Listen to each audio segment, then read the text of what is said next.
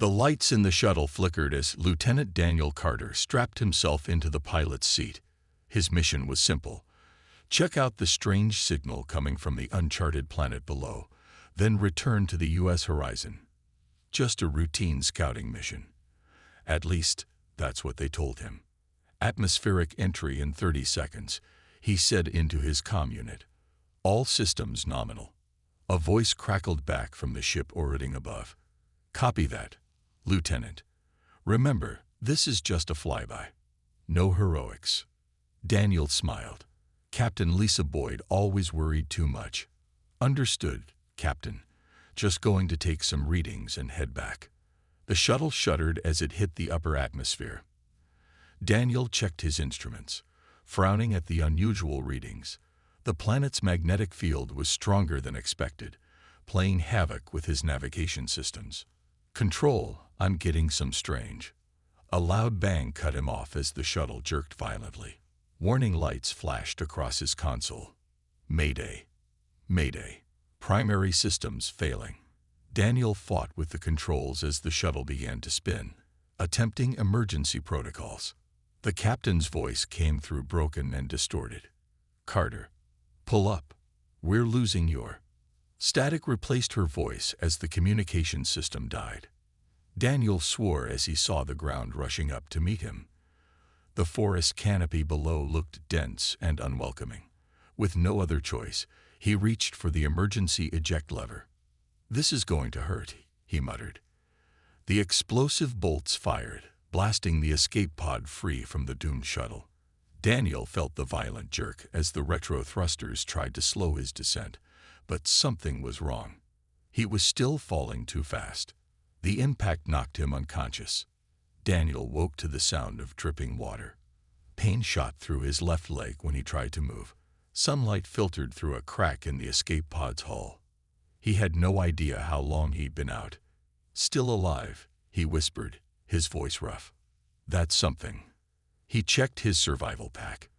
The emergency beacon was damaged, but might still work if he could fix it.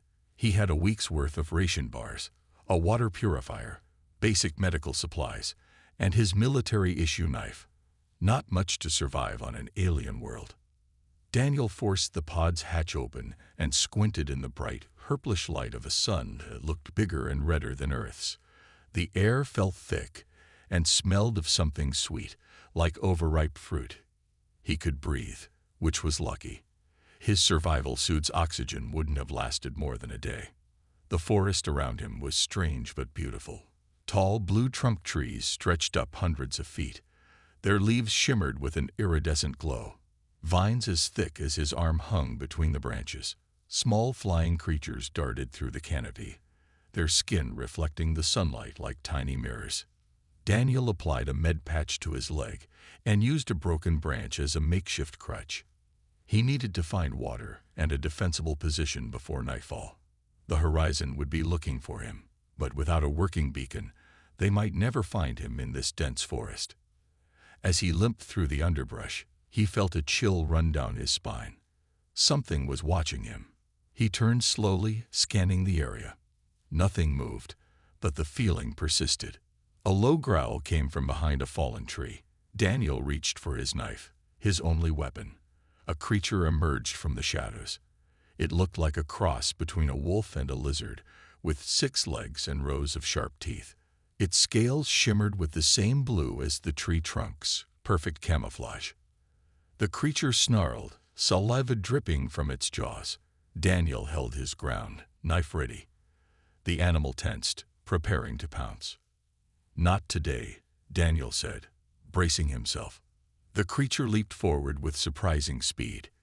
Daniel rolled to the side, ignoring the pain in his leg, and slashed with his knife. The blade caught the animal's side. It shrieked and backed away, yellow blood seeping from the wound. Daniel stood tall, knife held out. The creature hissed once more, then retreated into the undergrowth. First blood to the human.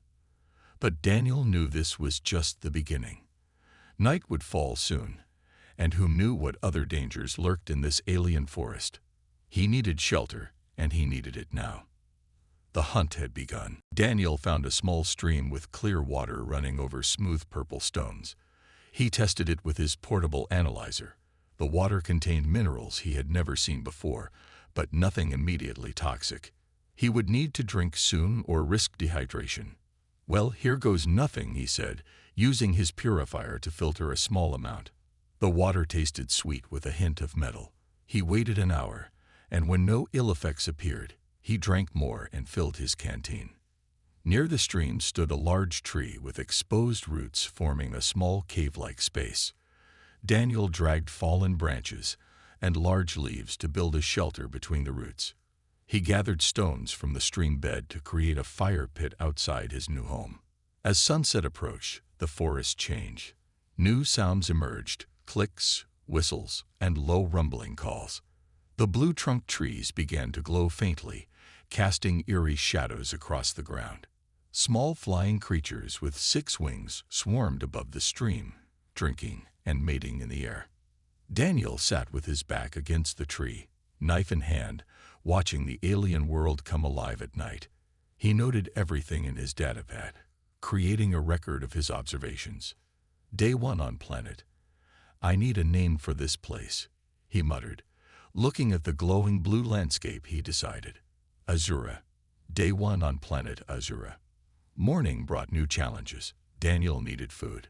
His ration bars wouldn't last long, and he needed to conserve them. He fashioned a spear using his knife and a straight branch, then waited by the stream. Fish-like creatures with multiple fins swam in the clear water.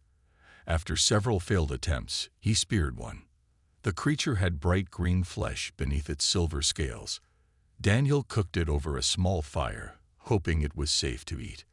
The first bite was bitter, but not unpleasant. Again, he waited for signs of poisoning. When none came, he finished his meal.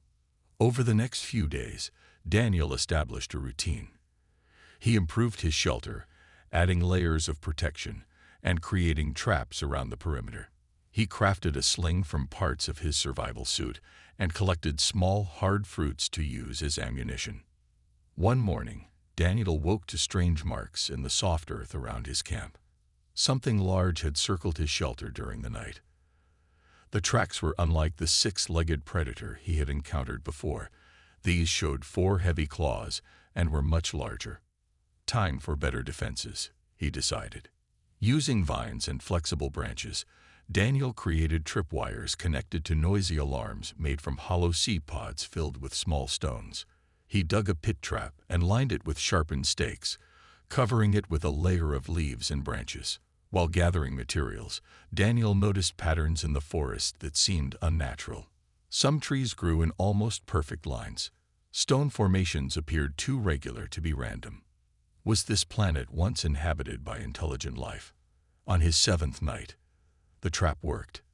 A loud crash and an angry roar woke Daniel from his sleep. He grabbed his spear and moved cautiously outside. A massive creature thrashed in his pit trap, impaled on several stakes. It had a thick hide covered in bony plates, with a head featuring multiple eyes and a wide mouth full of grinding teeth. The animal looked like an herbivore, but its size made it dangerous even without being a predator. Daniel watched from a safe distance as the creature struggled, then finally lay still. He would have meat for days now, and he could use the hide and bones for better tools and armor. As he began the task of butchering his catch in the early morning light, Daniel felt eyes on him again. Looking up, he saw several of the wolf-lizard creatures watching from the tree line. They seemed to be studying his techniques, learning from him. "You want some of this?" he called to them. "You'll have to wait your turn." The creatures kept their distance, but didn't leave. Something about their behavior troubled Daniel. They were too coordinated, too patient, almost like they were planning something. Daniel sharpened his spear on a stone.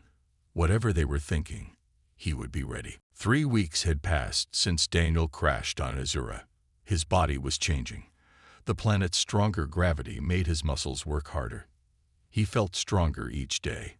His arms and legs became more defined, and tasks that once tired him now seemed easy. Daniel noticed other changes too. His hearing had sharpened. He could detect the slightest rustle in the underbrush, the soft padding of predator feet from further away. His eyes adjusted faster to the darkness, and he could spot movement from the corner of his vision that he would have missed before. Adapting to survive, he said to himself as he inspected his reflection in the stream. His beard had grown thick, and his eyes seemed different somehow, more alert, more focused. Daniel had expanded his territory. He now knew the forest for a mile in each direction from his camp. He had mapped the locations of edible plants, good hunting spots, and danger zones where predators frequently gathered. His diet now included several types of alien fruits, roots that tasted like sweet potatoes, and 3 different kinds of animals he had managed to hunt. One plant, which had bright red leaves, seemed to give him extra energy when he ate it. Another, with yellow berries, helped his cuts heal faster. Daniel had created a workshop area near his shelter. There, he worked on better weapons and tools. Using parts salvaged from his escape pod, he crafted a more effective spear with a metal tip. He made a crude bow using flexible branches and sinew from his kills. His arrows weren't perfect, but they worked well enough at close range. He had also crafted basic armor from the hide of the large herbivore. The bony plates, attached to a vest made from the softer skin, protected his chest and back. One evening, as Daniel returned to camp with a freshly killed small animal, he heard a sound that made him freeze. A deep, rumbling growl unlike anything he had encountered before. He slowly placed his kill on the ground and readied his spear. From between the trees emerged a massive creature. It stood taller than Daniel on 6 muscular legs. Its body was covered in a mix of scales and fur, colored in patterns of blue and black that helped it blend with the shadows of the forest. Its head featured 4 eyes and a mouth full of curved fangs. Daniel had seen this type of creature once before, but only from a distance. In his notes, he had named them Ravagers for the destructive path they left through the forest. The Ravager sniffed the air and locked its 4 eyes on Daniel. It seemed to be assessing him, deciding if he was prey or threat. "We don't have to do this," Daniel said calmly, knowing the creature couldn't understand but using his voice to steady himself. The Ravager roared and charged. Daniel had prepared for this moment.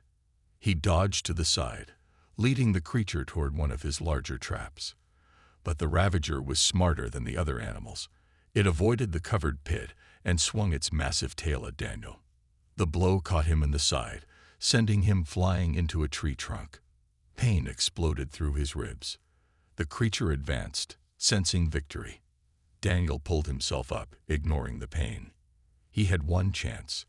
As the Ravager lunged, Daniel thrust his metal-tipped spear upward with all his strength. The spear pierced the soft underside of the Ravager's jaw, driving up into its brain. The creature shrieked, thrashed, and then collapsed. Daniel fell to his knees, breathing hard. Blood trickled from a cut on his forehead. His ribs screamed in pain. But he had won. Later that night, after treating his wounds with healing berries and wrapping his ribs, Daniel sat by his fire. He had skinned the Ravager, keeping its hide, claws, and teeth.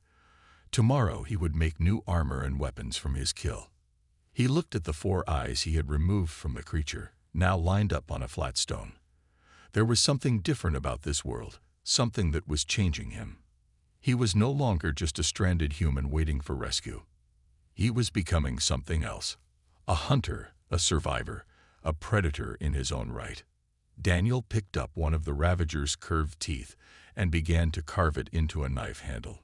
This world had not broken him. It had made him stronger. Daniel ventured farther from his camp than ever before. His new armor, made from Ravager hide, protected him from the sharp thorns and branches that clawed at him as he pushed through the dense forest. On his back, he carried a bow and a quiver of arrows. At his hip hung a knife made from a Ravager tooth. His spear, now upgraded with metal salvaged from his pod, served as a walking staff. A month had passed since his battle with the Ravager. His injured ribs had healed faster than seemed natural, thanks to the yellow berries and his body's strange new resilience. Daniel followed a small animal trail that led up a steep hill. At the top, he stopped and surveyed the landscape. The forest stretched for miles, but to the east, he spotted something unusual, a series of stone shapes too regular to be natural. Could be worth checking out, he said to himself, marking the location on his makeshift map. It took him most of the day to reach the stone structures. As he got closer, Daniel slowed his pace and moved more cautiously. The area was quiet, too quiet. No birds called, no small creatures rustled in the underbrush. The structures were indeed artificial, crumbling stone buildings arranged in what once might have been a small village. The architecture was strange, with doorways too small for a human to enter without crouching. Vines and moss covered most surfaces, suggesting the place had been abandoned for a very long time. Daniel explored carefully, recording everything on his datapad. Inside one building, he found faded drawings on the walls. They showed small four-armed beings working together to build structures. Other images depicted larger, predatory creatures attacking the settlement. So this planet did have intelligent life, Daniel murmured. But where did they go? A sudden noise made him spin around, spear ready. Outside, he heard growls and high-pitched squealing. Daniel moved to the doorway and peered out. In the center of the ruins, a pack of wolf lizards had cornered something. Daniel caught glimpses of a small creature with multiple limbs trying to escape. The wolf lizards moved with purpose, cutting off every escape route.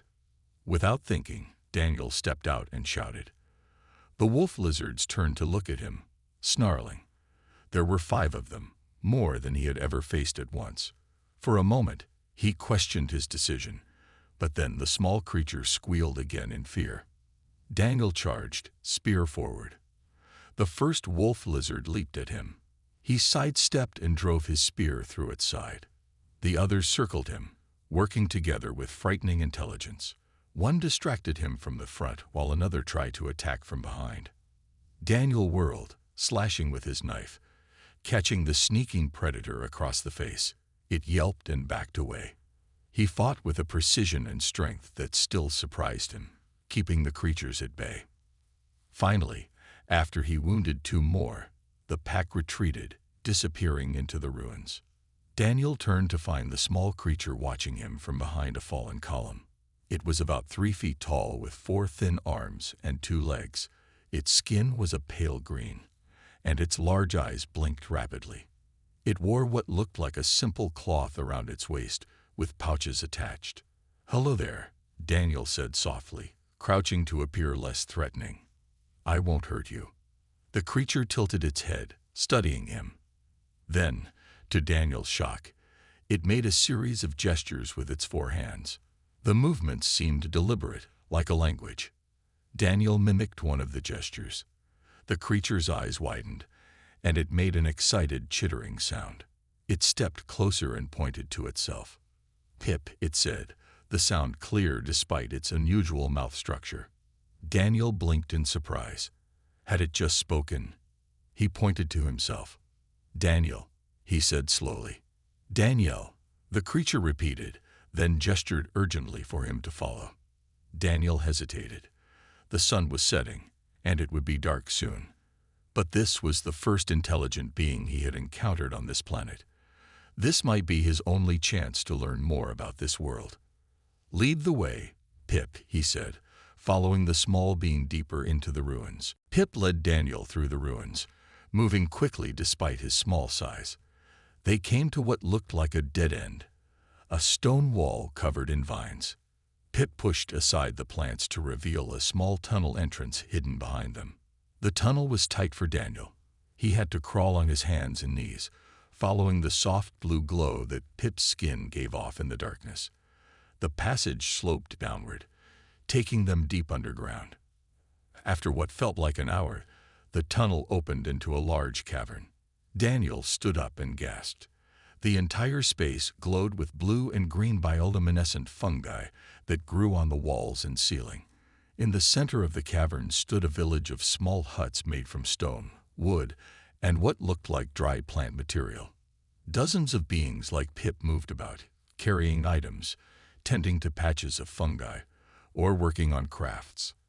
When they saw Daniel, they froze. Children. At least Daniel assumed they were children based on their smaller size, ran to hide behind adults. Pip made a series of hand gestures and sounds. The others relaxed slightly but still watched Daniel with wary eyes. An older-looking being with graying skin stepped forward. Its 4 arms were decorated with what appeared to be tattoos or paint in swirling patterns. It wore more elaborate clothing than the others, including a vest made from material that shimmered in the blue light. "I am Elder Kaz," the being said in a voice that sounded like wind through leaves. "Pip says you saved him from the Shadow Claws." Daniel blinked in surprise. "You speak my language." Elder Kaz made a gesture that might have been a smile. "We learn quickly. Some of us study the old records from when others like you visited long ago. Others like me. Humans have been here before. Not humans. Other travelers from the stars. Long before my grandmother's grandmother was born." Elder Kaz invited Daniel to sit by a central fire pit where a sweet-smelling blue flame burned without wood. The other beings, who called themselves the Kirith, gathered around, curious but keeping their distance. As they shared a meal of underground root vegetables and cave fish, Elder Kaz explained their history. The Kirith once lived on the surface, building cities and studying the stars. But when the planet's climate changed, new predators evolved, faster, stronger, and smarter than anything before. The Kirith, with their small bodies and peaceful nature, could not fight these creatures. "We retreated underground," Elder Kaz said. "Few of us remain now. We only go to the surface to gather certain plants or materials we cannot find below." "That's why Pip was in the ruins," Daniel said, understanding. Pip nodded, looking for metalwork. "We need tools." A younger Kirith with bright markings on his arms stepped forward. "Why did you help Pip? You are a predator too. We have watched you hunt." Daniel considered the question. "On my world, I am not a predator. I am just a man, a human. Here, I had to adapt to survive. But where I come from, we believe in protecting those who need help." The young Kirith scoffed. "Words. The surface belongs to the strong now. You only survive because you have become like them." Elder Kaz raised a hand to silence the younger one. "Mick has lost family to the surface predators. His anger is understandable." Daniel nodded. "I don't blame him for being suspicious, but I can help you. I have knowledge, skills. I can teach you ways to defend yourselves." Mick laughed harshly. "What can one outsider teach us that would make any difference? The Ravagers grow bolder each season. The Shadow Claws hunt in larger packs. And the Great Migration will begin soon. Even our deepest tunnels may not be safe this time." Elder Kaz looked troubled. "Mick speaks truth, though not kindly. The predator cycles grow worse. Our numbers dwindle. Some believe we should go deeper, abandon this last settlement." Daniel leaned forward. "What's the Great Migration?" "When the second moon aligns with the first, the Ravagers move in great numbers, hunting everything in their path. They will come this way in less than one cycle of the moons." "Then we have work to do," Daniel said firmly. "Show me what weapons you have, what defenses. I may be just one man, but I've killed Ravagers on my own. Together, we can do more." Elder Kaz studied Daniel's face, then nodded slowly. "Perhaps the stars sent you to us for a reason, Daniel." 6 months had passed since Daniel crashed on Azura. His body had changed dramatically. The planet's higher gravity and constant physical demands had transformed him. His muscles were dense and powerful. Scars marked his arms and chest, each telling the story of a lesson learned, a battle survived. Daniel stood at the entrance of the main tunnel that led to the Kirith settlement. He wore armor made from the hides of multiple Ravagers, their scales overlapping to form a flexible but tough protection. At his hip hung a sword crafted from shuttle metal, and across his back was a new bow made with Kirith crafting techniques. "The scouts have returned," Pip said, hurrying to Daniel's side. The small alien had become Daniel's constant companion and translator. "What did they see?" Daniel asked. "The first wave of Ravagers has crossed the river to the north. Elder Kaz wants to speak with you." Daniel followed Pip through the tunnels that had become familiar over the past months. The Kirith settlement had changed under Daniel's guidance. New defenses lined the main approaches. Traps filled the tunnels that led to the surface. The Kirith themselves had changed too. Under Daniel's training, some had formed a defense group, learning to fight rather than just hide. In the central chamber, Elder Kaz waited with the council. Maps made of woven fibers covered the stone table, showing the surrounding territory. "Daniel." Elder Kaz greeted him. "The Great Migration has begun earlier than expected. The signs suggest this will be the largest in living memory." Daniel studied the maps. "How long do we have?" 3 days, perhaps 4, said Mick, who had become the leader of the Kirith defenders, despite his initial distrust of Daniel. "Too many to fight directly." "Then we don't fight them directly," Daniel said. "We've prepared for this. The outer tunnels are rigged with traps. The sound chambers will confuse their hearing. The scent markers will direct them away from the main settlement." Elder Kaz nodded, but looked troubled. "There is something else. Scout teams found unusual tracks. Some Ravagers are moving in patterns we have never seen before. They seem to be searching." "Searching for what?" Daniel asked. "For us," Mick said darkly. "For you." Daniel had suspected something like this for weeks. The predators on this world didn't behave like normal animals. The wolf lizards, shadow claws, as the Kirith called them, showed too much intelligence. The Ravagers adapted too quickly to his traps and tactics. "I think it's time," Daniel said. "I need to hunt the hunters." Mick stepped forward. "My team is ready." Over the past months, Daniel had trained a small group of the braver Kirith in hunting techniques. They had moved from simple defense to actively culling predators near their territory. The success had given the Kirith new confidence. "We leave at dawn," Daniel decided. "We'll target the pack leaders. Without them, the migration will fragment, become less organized." That night, as the settlement prepared, Daniel sat alone in the small chamber the Kirith had given him. On a stone shelf sat his most precious possessions, his damaged datapad, the emergency beacon he still hoped to repair, and a small carving Pip had made for him. Daniel picked up a vial of glowing blue liquid, extract from a rare fungus the Kirith used in rituals. He had discovered it enhanced his senses and reflexes temporarily. He would need every advantage for what lay ahead. Thinking deep thoughts, Pip asked from the doorway. Daniel smiled. "Just preparing myself." "The others wonder if you will leave when the migration passes," Pip said. "Return to your camp to wait for your people." Daniel hadn't thought about that in weeks. At first, survival had been his only goal. Then finding the Kirith had given him purpose. People to protect, a cause greater than himself. "My people may never come," Daniel said. "And even if they do, I'm not sure I'm the same person they lost." "Who are you now, then?" Pip asked. Daniel stood, his full height making him tower over his friend. He strapped on his Ravager hide armor and lifted his weapons. "I'm what this world needed," he said simply. "A guardian for those who cannot fight. A hunter for those who hunt the weak." Pip made the Kirith gesture for respect. "The old stories speak of balance. Perhaps you are the balance Azura has been waiting for." Daniel and his hunting party moved silently through the pre-dawn forest.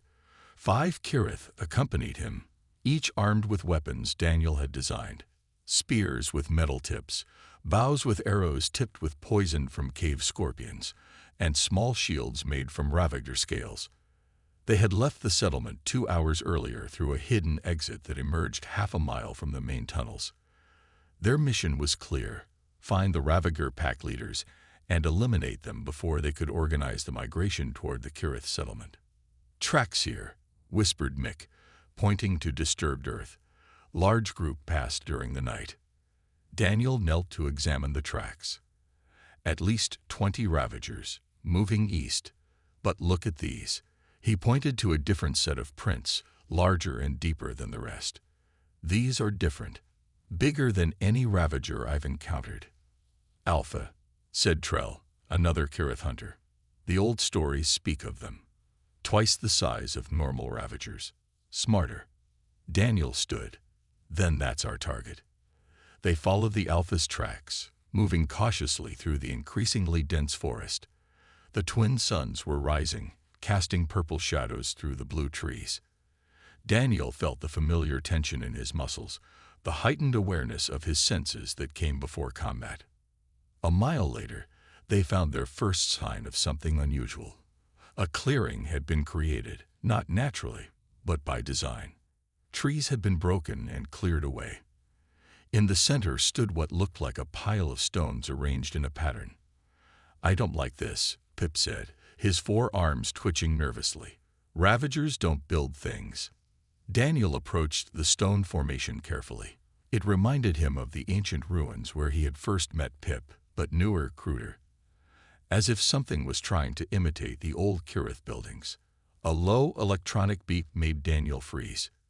It came from his pack. He quickly opened it and pulled out his emergency beacon. For months it had been silent, damaged beyond his ability to repair. Now its light blinked green. "What does it mean?" asked Mick. "It means someone's listening," Daniel said, his heart racing. "Someone might have picked up my distress signal." Before the Kirith could respond, a roar echoed through the forest, deeper and more powerful than any Daniel had heard before. The hunting party formed a defensive circle, weapons ready. From the trees emerged a creature that made Daniel's blood run cold. It was a Ravager, but unlike any he had seen. Nearly 12 feet tall at the shoulder, its body covered in armor-like scales. Its head featured not 2 but 3 sets of eyes, and its jaws could easily swallow a Kirith whole. "Alpha," whispered Trell in awe and terror. The Alpha Ravager studied them with an intelligence that seemed impossible for an animal. It made a series of clicking sounds, and suddenly the clearing was surrounded by regular Ravagers and packs of Shadow Claws. "It's commanding them," Daniel realized aloud. "This isn't natural evolution." The Alpha took a step forward, and then did something that shocked Daniel to his core. It reached up with one clawed foot and touched a metal device attached to its neck. A device that looked manufactured, technological. A voice emerged from the device, artificial, flat, but speaking words in a language Daniel didn't recognize. "What is it saying?" Daniel asked, not taking his eyes off the creature. Pip trembled beside him. "It is an old language from the stars. It says you are not the first human to come to this world, that you are prey, not predator." Daniel's mind raced. The beacon activating, the technological device, the unnatural intelligence of the predators. It all began to make horrible sense. "We need to leave. Now," Daniel said quietly. "This isn't just a migration. It's a trap." But the circle of predators tightened around them. The Alpha made another series of clicks, and the creatures began to move forward as one. Daniel raised his sword, the blue metal catching the morning light. "Stay together. We fight our way out toward the east tunnel." He pulled the vial of glowing fungus extract from his belt and drank it in one swift motion. Immediately, his senses sharpened, time seemed to slow. "Remember your training," he told his hunters as the first wave of Shadow Claws charged. "We are not prey today." The Alpha watched as the battle began, its 6 eyes fixed on Daniel, with what could only be described as hunger and recognition. The battle was fierce and desperate. Daniel moved with superhuman speed, his sword a blur of blue metal. The fungus extract pushed his already enhanced body beyond normal limits. 2 Shadow Claws fell to his blade in seconds. Beside him, the Kirith hunters fought with a courage that would have been unimaginable months ago. "This way," Daniel shouted, cutting a path toward the east. But for every predator they killed, 2 more seemed to take its place. Mick went down under a Ravager's claws. Daniel leaped to his defense, driving his blade deep into the creature's throat. He pulled Mick to his feet, noting with relief that the Kirith's wounds were not fatal. The Alpha Ravager watched the battle, making no move to join. Instead, it continued to make clicking sounds through its device, directing the attack. "We won't make it to the tunnel," Pip said, firing his last poison arrow into a charging Shadowclaw. Daniel knew he was right. They were outnumbered, surrounded. Then his beacon beeped again, louder this time. An idea formed in his mind. "The clearing," he said, "back to the stone formation." They fought their way back to the center of the clearing. The Alpha made more clicks, and the predators held back, forming a ring around them. "What now?"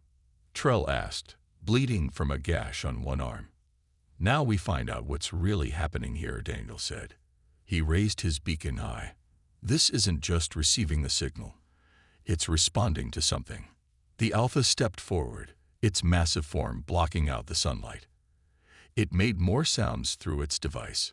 "It says this world belongs to its masters," Pip translated shakily. "That humans tried to claim it long ago but failed." "Ask it who its masters are," Daniel instructed. Pip made a series of sounds in the ancient language. The Alpha's 6 eyes blinked. Then it raised one massive claw and pointed upward. In that moment, the ground beneath them trembled. The stone formation in the center of the clearing began to sink, revealing the hidden entrance. Stairs led down into darkness. "It's a facility," Daniel said in awe. "An old research station or outpost." The Alpha made more sounds. "It says we can choose, die here or face judgment below," Pip translated. Daniel looked at his wounded hunters, then at the ring of predators. "We go down." They descended the stairs, the Alpha following behind them. The passage opened into a vast underground chamber filled with technology far more advanced than anything Daniel had seen. Lights activated automatically as they entered, revealing what looked like a laboratory. Transparent containers lined the walls, some containing specimens of various creatures, including what appeared to be early versions of Ravagers and Shadowclaws. "They were created," Daniel whispered, "engineered." At the center of the lab stood a large console. As they approached, a holographic image appeared, a humanoid figure, clearly not human but similar in basic shape, with elongated limbs and a large head. "Welcome, subjects," the hologram spoke in perfect English. "It has been 527 years since our last human visitor." "Who are you?" Daniel demanded. "We are the architects. This world is our laboratory. We seeded it with life of our design, to evolve and develop under controlled conditions.